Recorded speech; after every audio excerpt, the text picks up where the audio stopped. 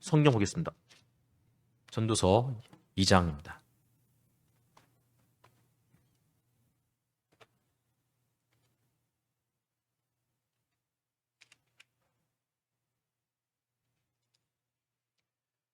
(18절부터) (26절까지) 교독하고 마지막 절은 같이 읽겠습니다.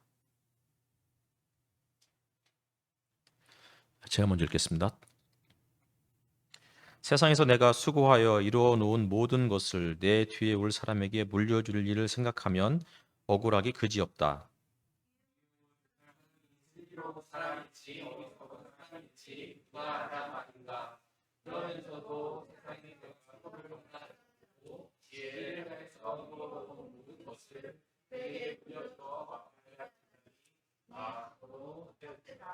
세상에서 애쓴 모든 수고를 생각해 보니 내 마음에는 실망뿐이다.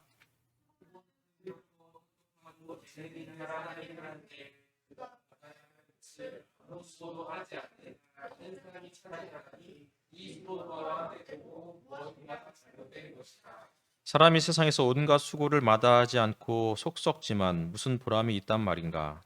평생에 그가 하는 일이 괴로움과 슬픔뿐이고 다른 그의 마음이 정신이 못하니 이기도와 때리리라. 사람에게는 먹는 것과 마시는 것, 자기가 하는 수고에서 스스로 보람을 느끼는 것, 이보다 더 좋은 것은 없다. 알고 보니 이것도 하나님이 주시는 것. 주시지 않고서야 누가 먹을 수 있으며 누가 즐길 수 있겠느냐. 같이 읽겠습니다. 하나님이 마음에 드는 사람에게는 슬기와 지식과 기쁨을 주시고 눈밖에 난 죄인에게는 모아서 쌓는 수고를 시켜서 그 모은 재산을 하나님 마음에 드는 사람에게 주시니 죄인의 수고도 헛되어서 바람을 잡으려는 것과 같다. 한 주간 잘 지내셨습니까? 네. 지난주일부터 우리가 또 전도서를 시작했고요. 네. 생각보다 전도서를 좋아하시는 것 같아요. 그러니까 여러 사람들이 이렇게 만날 때마다 전도서 이야기를 이렇게 하시기도 했고, 심지어는 우리 교인이 아닌 누군가에게도 유튜브를 통해서 들었다고 그러면서 전도서가 굉장히 재밌는 책인 거를 알게 되었다고 이러면서 또 격려의 메시지를 보내주신 분도 있었습니다. 요새 유튜브에 설교 조회수가 갑작스럽게 한 자릿수에서 두 자릿수로 늘어났는데 엄청난 뭐 단위가 바뀌었잖아요. 엄청난 인기를 끌고 있습니다. 지난주에도 말씀드렸듯이 전도서는 사실은 바로 앞에 전도서 앞에 있는 성경이 잠언이잖아요. 잠언과 전도서가 나란히 붙어 있는데 잠언과 비교했을 때 전도서는 잠언과 너무 다른 이야기를 하고 있는 거예요.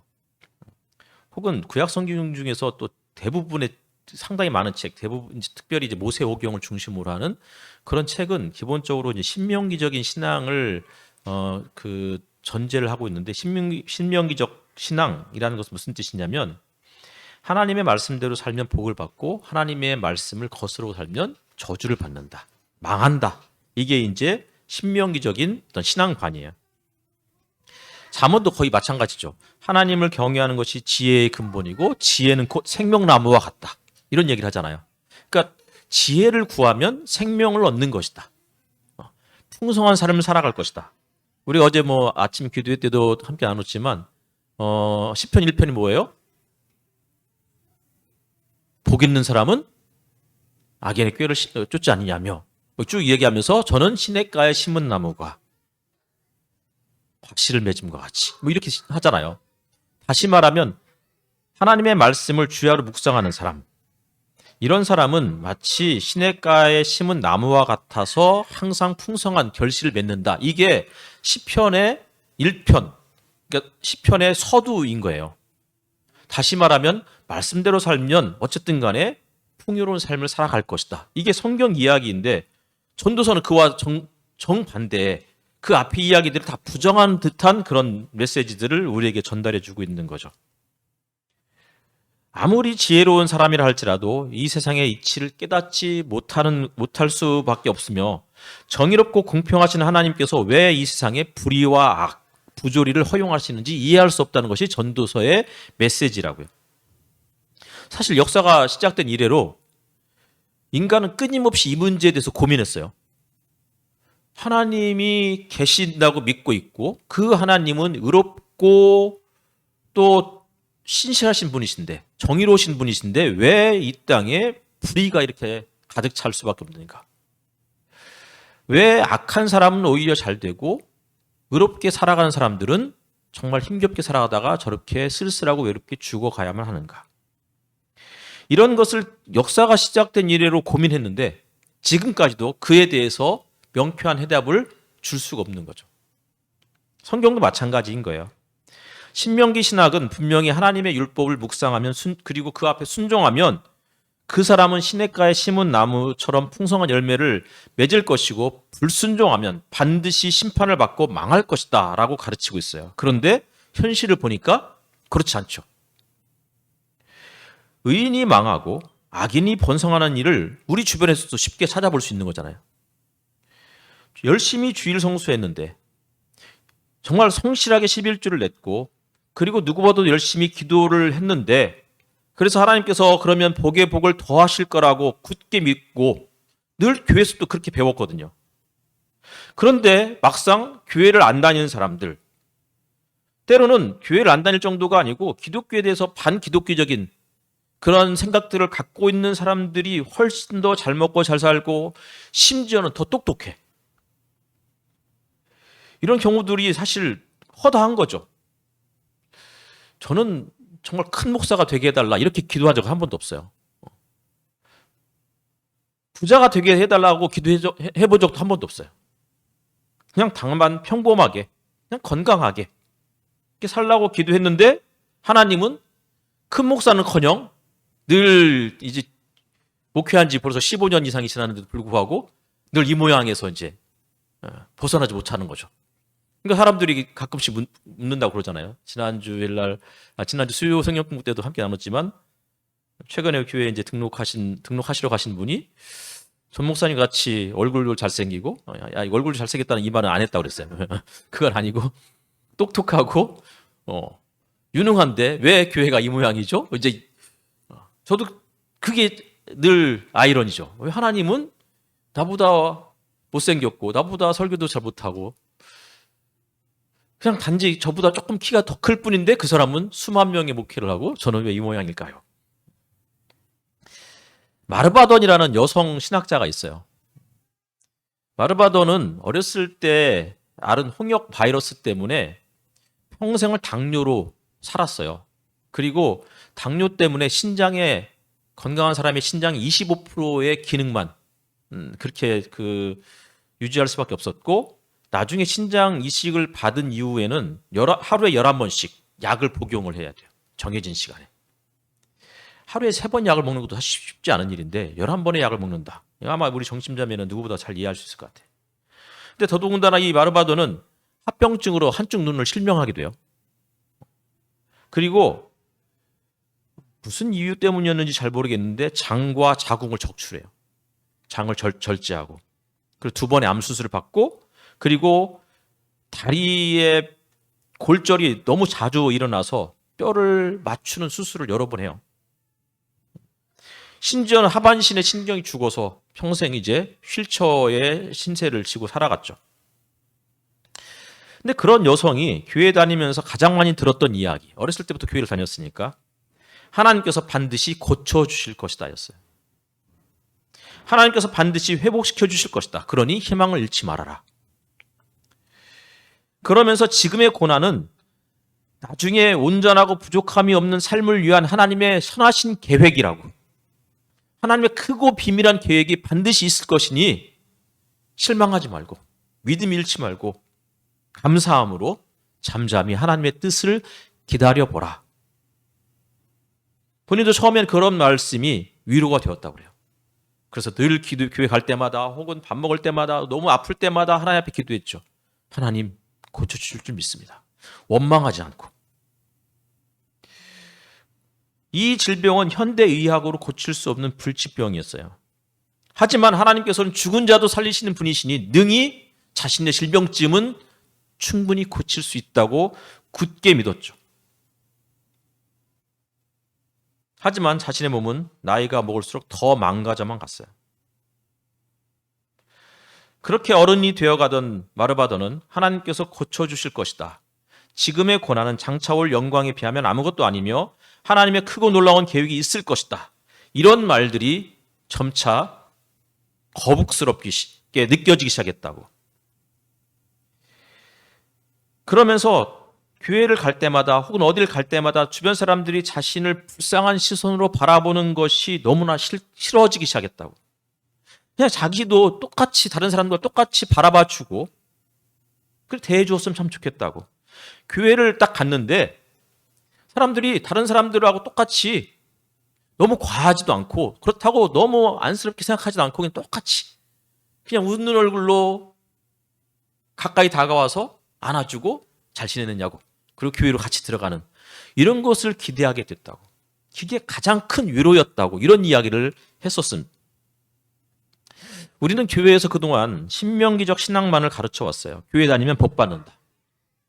열심히 주일 성수하고 열심히 11조 생활을 하고 열심히 기도하면 모든 것이 합력하여 선을 이룰 것이다 라고 거침없이 그렇게 가르쳤습니다. 그리고 우리는 경쟁하듯이 간증을 했습니다. 가난한 사람들이 교회를 다니기 시작하면서 살림이 넉넉해졌다는 간증. 아픈 사람이 기도를 받았더니 건강해졌다는 간증. 저렇게 개망나니처럼 살던 자식이 그 어머니의 간절한 기도로 갑작스럽게 성실하고 착한 아이로 변했다는 간증. 부동산을 샀는데 전혀 기대도 하지 않았는데 기대를 하지 않았는데 왜 부동산을 샀는지 잘 모르겠어요. 그래서 전혀 기대하지 않았는데 몇 년 사이에 그 부동산이 수십 배에서 수백 배까지 폭증했다는, 상승했다는 그런 간증. 우리는 그런 간증을 정말 교회에서 많이 들었고 심지어는 간증을 듣는 것으로 부족해서 간증집을 경쟁하듯이 사서 읽었습니다. 그리고 그렇게 듣고 읽은 이유는 뭐예요? 나도 저 사람처럼 될 수 있을 거라는 믿음 때문이었습니다. 예전에 영국의 한인교회에서 부사역절이 있었을 때 퍼주다 망한 교인, 퍼주다 망한 교회라는 제목으로 설교를 한 적이 있습니다. 설교의 반응이 뜨거웠습니다. 뜨거웠다는 것은 긍정적인 뜨거움이 아닐 수도 있습니다. 어쨌든 저는 교회 안에서 누구보다도 성실하게 누구보다도 정말 최선을 다해서 신앙생활했던 한 가난한 교회 여집사님을 본 적이 있습니다. 정말 그렇게 열심히 성실하게 살아갔는데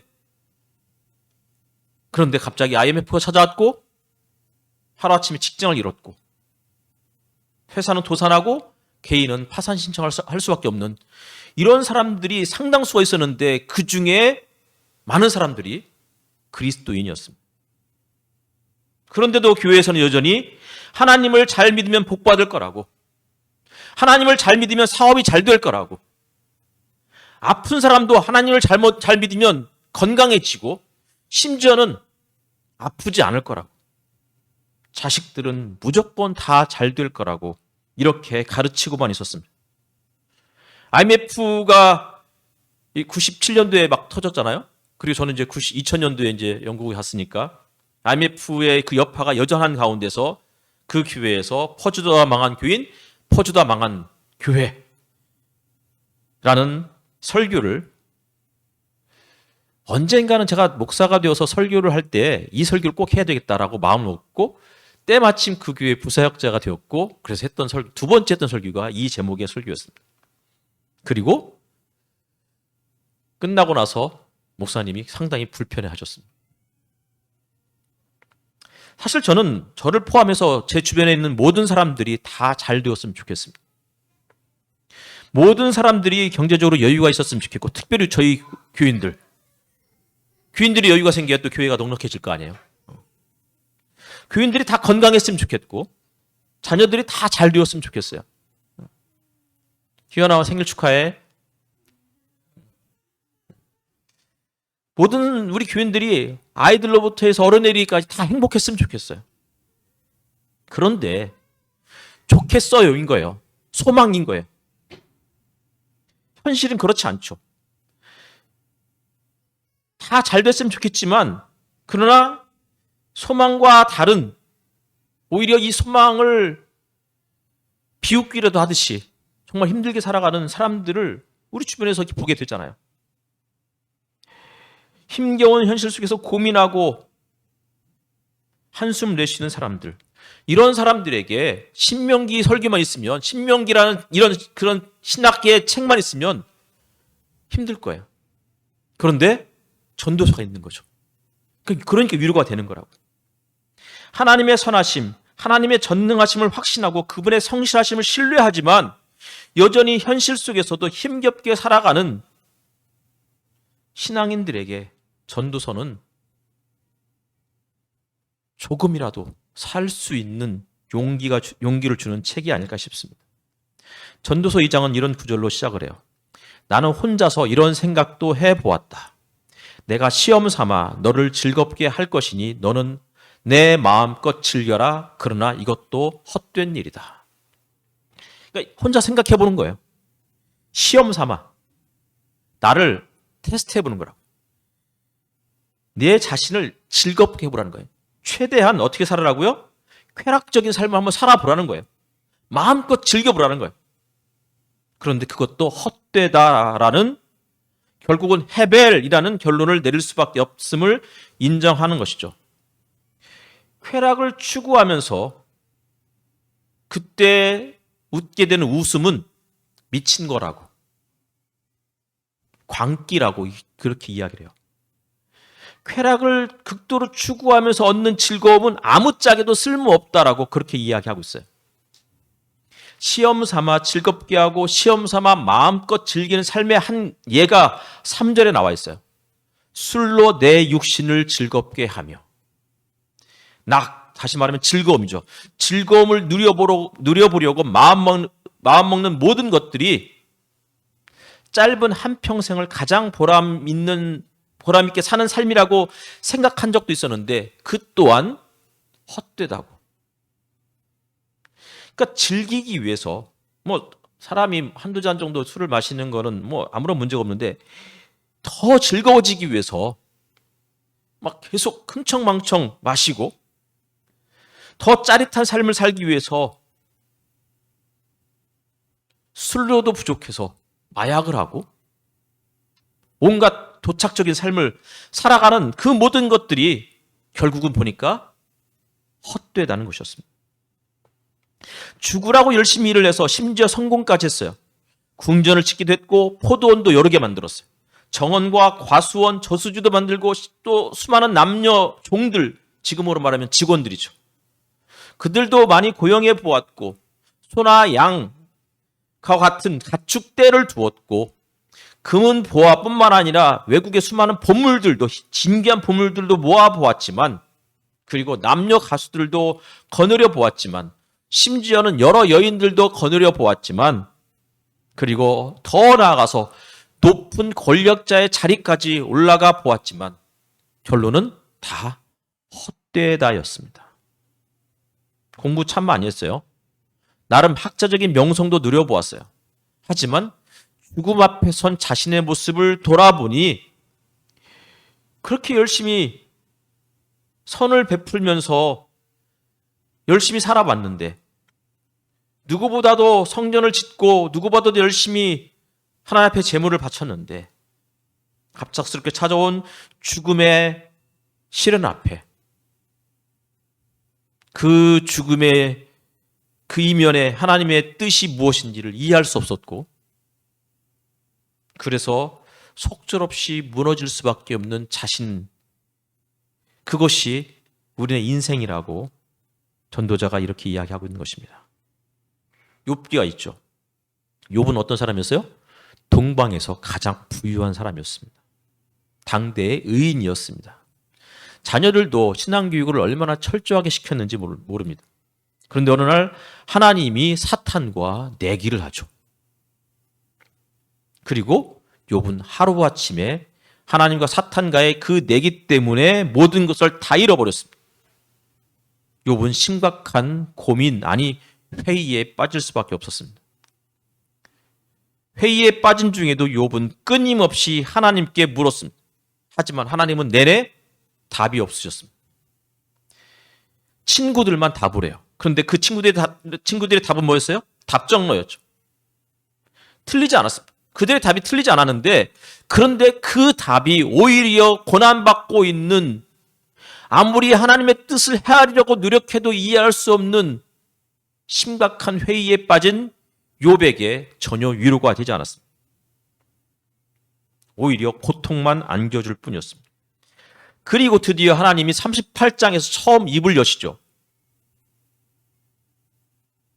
하나님이 이렇게 말씀하십니다. 내가 땅에 기초를 놓을 때에 네가 거기에 있기라도 하였느냐? 네가 그처럼 많이 알면 내 물음에 대답해 보아라. 죽은 자가 들어가는 문을 들여다본 일이 있느냐? 그 죽음의 그늘이 드리운 문을 본 일이 있느냐?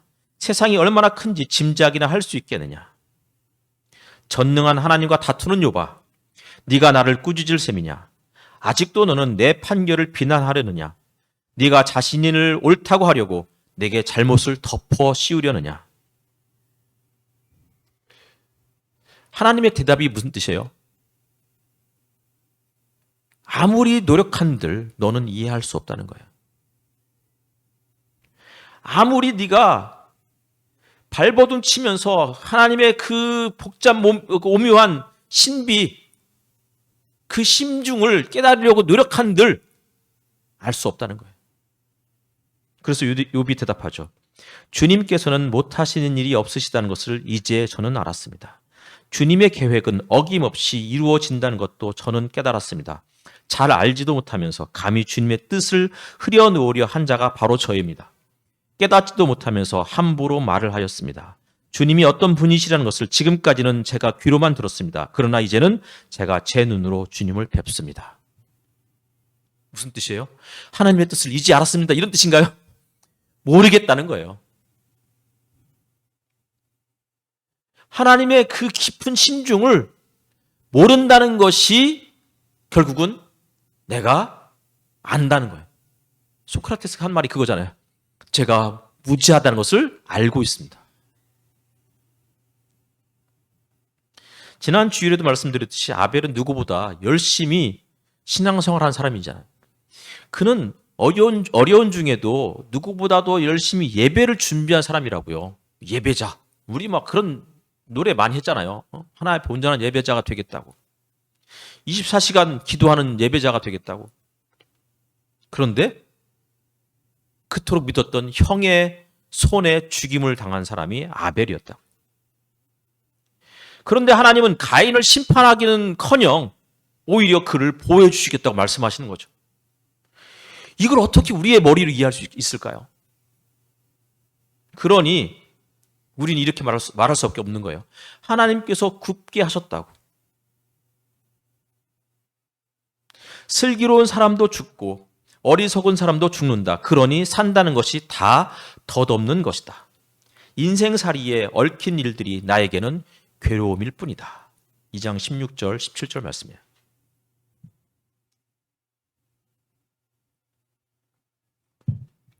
평탄하게만 살아오신 분들은 이런 고뇌에 찬 사람들의 고백을 이해할 수 없을지도 모르겠어요. 하지만 우리 주변에 참 많은 사람들이, 참 많은 믿음 좋은 사람들이 여전히 버거운 삶의 무게로 한숨을 짓고 때로는 그 고통을 잊으려고 마시지 못하는 술도 마셔보고 때로는 이 한 번도 경험해보지 못했던, 당해보지 못했던 자존심 상하는 일 때문에 너무 힘들어서 잠을 이루지 못하고 누군가에게 밤에 전화해서 엉엉 우는 사람도 있어요. 20대 초반에 연락이 두절된 동생으로부터 전화가 걸려온 적이 있었습니다. 밤이었습니다. 제가 20대 초반이었으니까 제 둘째 바로 이제 밑에 동생은 저하고 4살 터울이었으니까 10대 후반이었겠죠. 그런 동생에게 갑자기 걸려온 전화는 저에게 얼마나 반갑고 기쁜 일이었는지 모르겠습니다. 그런데 동생은 딱 한마디를 하고 전화를 끊었습니다. 그 내용은 이렇습니다. 오빠, 나 사는 게 너무 힘들고 무서워.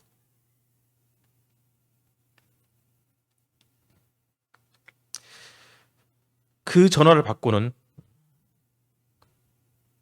전화가 끊어졌고 더 이상 연락처도 모르는 상황이었으니까 불안하고 너무나 힘들어서 잠을 잘 수 없었습니다. 밖으로 뛰쳐나갔죠. 대전천을 바라보면서 돌을 던지기 시작했습니다.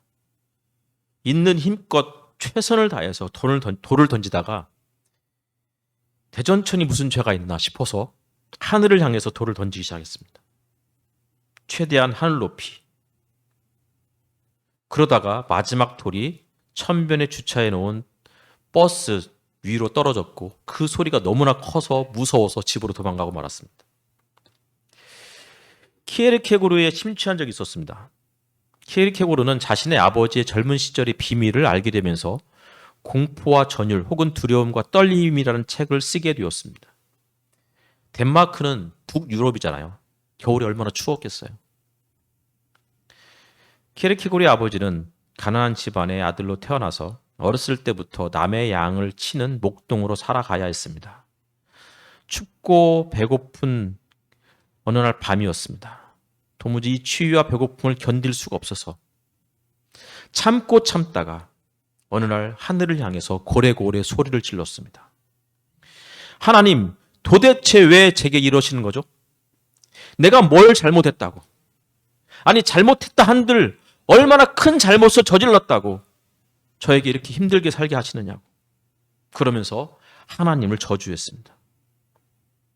그런데 문제는 그 다음부터였어요. 하나님을 저주했는데 놀랍게도 그때부터 일이 잘 풀리기 시작했어요. 어느 이 섬유 공장이었던 것 같은데 제 기억으로 거기에 취업을 했는데 갑작스럽게 거기에서 인정을 받게 되고 결국은 그 공장을 인수하는 사업에 성공하는 이런 일들이 생기기 시작했던 것이죠. 근데 그때부터 키에르케고르의 아버지가 불안해지기 시작했습니다. 하나님이 그때 이후로 자신을 더 잘되게 만들어서 나중에 욥처럼 모든 것을 다 앗아가고 내 자녀들까지도 다 앗아가고 심지어는 자기의 건강까지도 빼앗아갈지도 모른다는 두려움에 사로잡혀서 하루하루 살기 시작했고 키에르케고르는 사춘기 시절에 이 비밀을 알게 되었습니다. 그리고 그때부터 키에르케고르 역시도 불안에 사로잡혀서 자기는 예수님의 십자가에 죽으셨던 33살의 나이를 못 넘기고 죽게 될 거라고 하면서 늘 죽음에 대한 두려움 가운데 살기 시작했습니다. 그리고는 결국 이 죽음에 대한 두려움 때문에 사랑하는 여인이 있었음에도 불구하고 청혼을 하지 못하고 그냥 편지로 이별을 통보하고 말았습니다. 사람은 이해하려고 해도 안 되는 때가 참 많이 있습니다.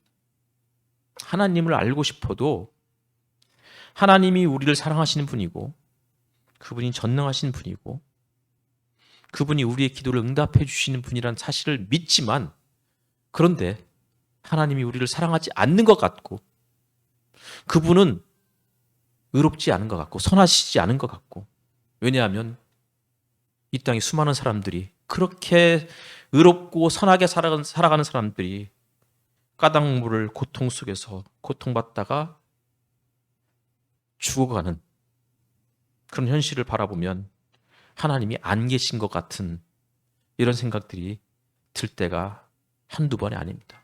지난주에 까라마조프가 형제들의 반역이라는 부분들을 그 부분에 한 이야기를 말씀드렸었습니다. 까라마조프가 형제들에서 도스토옙스키가 우리에게 해주고 싶은 이야기가 이런 거예요. 이반의 입을 통해서 해주고 싶은 이야기. 하나님이 의로우신 분인데 어떻게 우리 주변에 수많은 사람들 그 중에서 이반은 아이들 이야기만 예를 들어요. 아이들이 무슨 죄를 졌겠어요. 그런데 그런 아이들이 친부모에게 학대를 당하다가 매일같이 아버지의 채찍질에 시달리는 6살짜리 딸아이. 밤에 자다가 화장실 가고 싶다는 말을 하지 않았다고. 화가 나는 이 아버지가 이 어린 딸을 한겨울에 자기의 대변을 온몸에다가 다 바르고 그리고는 추운 창고에다가 밤새 가두어뒀다가 그렇게 죽어가는 딸아이 이야기. 그런 이야기를 예를 들면서, 그런 비슷한 이야기를 예를 들면서 동생인 알류샤에게, 그 알류샤는 수도사였으니까, 그렇게 네가 잘 믿는 하나님이 어떻게 이렇게 아무런 죄를 짓지 않은 이 아이들이 끔찍하게 살아가다가 죽어가야 되느냐고.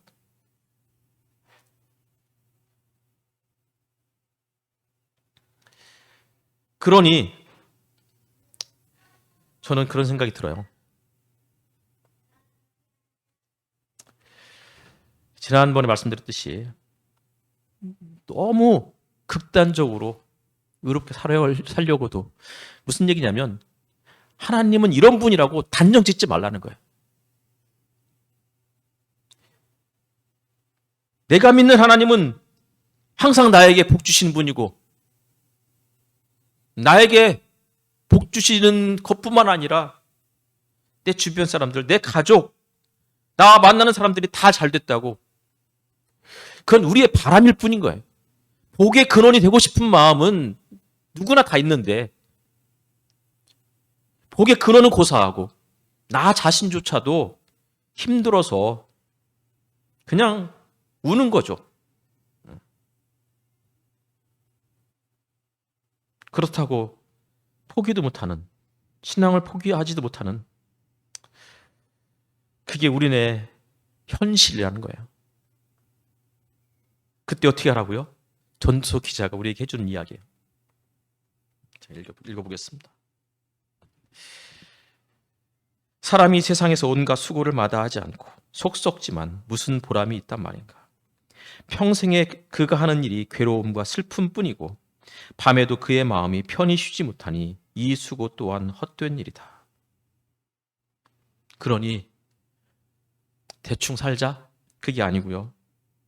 사람에게는 먹는 것과 마시는 것, 자기가 하는 수고에서 스스로 보람을 느끼는 것, 이보다 더 좋은 것은 없다. 알고 보니 이것도 하나님이 주시는 것. 그분께서 주시지 않고서야 누가 먹을 수 있으며 누가 즐길 수 있겠는가.